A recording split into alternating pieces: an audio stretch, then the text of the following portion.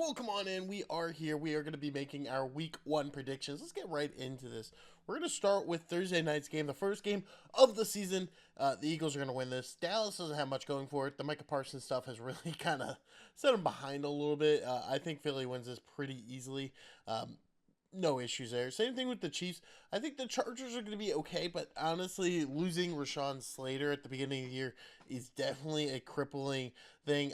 Obviously, the Chiefs are going to figure ways to win these type of games, and I think they're going to end up winning that. I'm just going to do all the Sunday ones except for Baltimore's right now. They did not say my Eagles selection. Anyway, Cardinals Saints. I'm pretty sure it's pretty easy that the Cardinals are going to win this game. I'm scared because the Cardinals are the Cardinals. You never trust the Cardinals. But the Saints are going to be really bad this year. So I have a little bit of faith in the Cardinals. I also think the Bucks will start the season off on a win. Baker Mayfield had a fantastic year last year, a year that a lot of us didn't even talk about or really realize.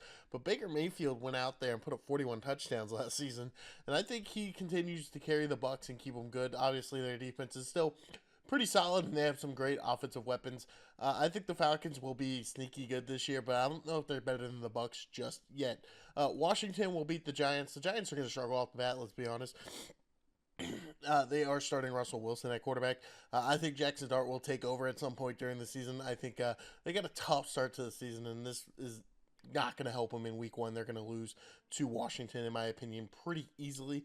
The Niners beat the Seahawks. I'm not big on Sam Darnold continuing what he did in with the Vikings. You sit there and think he went from having Jordan Addison, TJ Hawkinson, and Justin Jefferson to throw to going to Seattle, where he basically has Jackson Smith and Jigba as basically his only real target. I just don't see him continuing his success. He might be better than what he was with the Jets and the Panthers and all that. I think he will still be a solid player.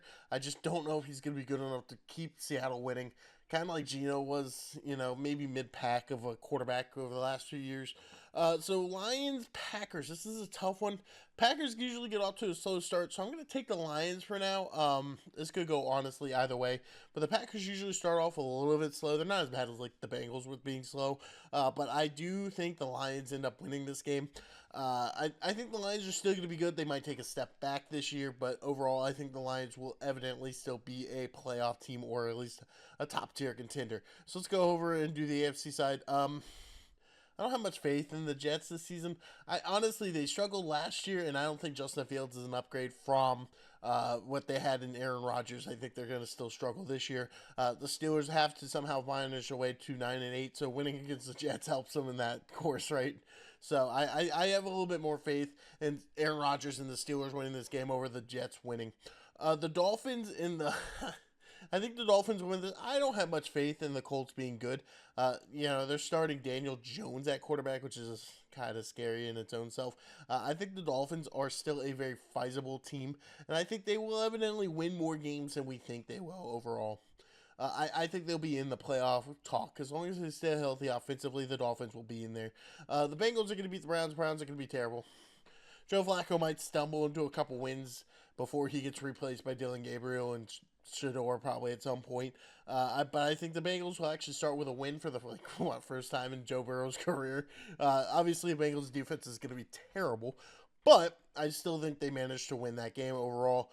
I think New England's going to be sneaky good. I'm not sold on the Raiders just yet. They have a lot of flaws. I don't think getting Pete Carroll and Geno Stone and Ashton Jeanty is going to instantly flip them over. They might finish the season well. I think they're still going to start slow.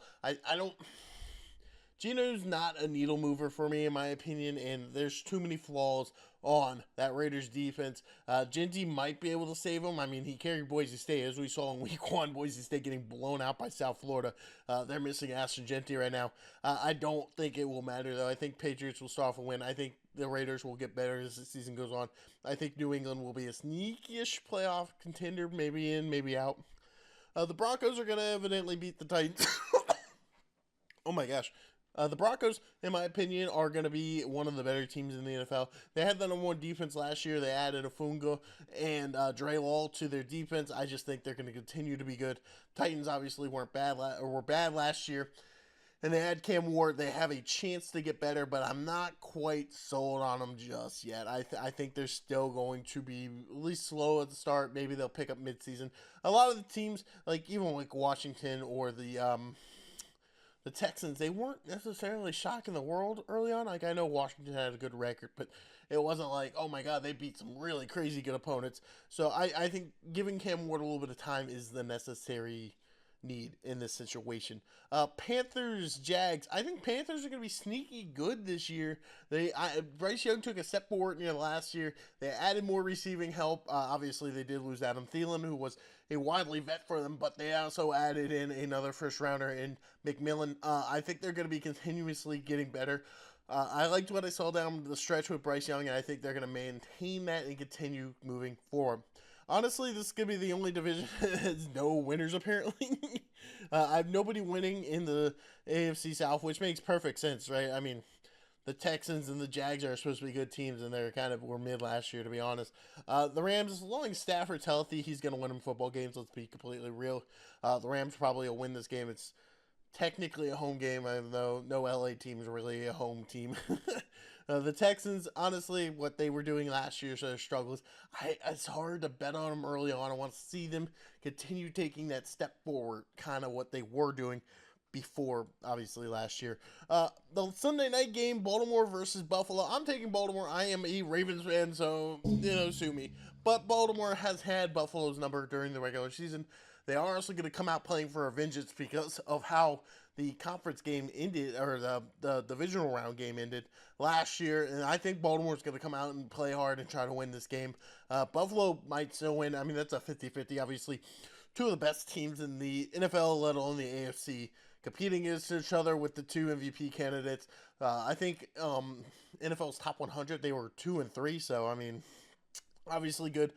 Finally, I'm not big on the Vikings. I'm not big on the Bears either, but the Vikings, I think J.J. McCarthy's going to struggle a little bit at the beginning of the year and will take some time to get better. So I'm going to go ahead and take the Bears. But let me know what you guys think down in the comment section below. I'll be doing this every week and keeping track of how many I get right, how many I get wrong, as I'll be curious on what my overall score is. Usually I'm pretty good from what I've tracked in years past, but this year might be different. Let me know what you guys think. I'll see you guys in the next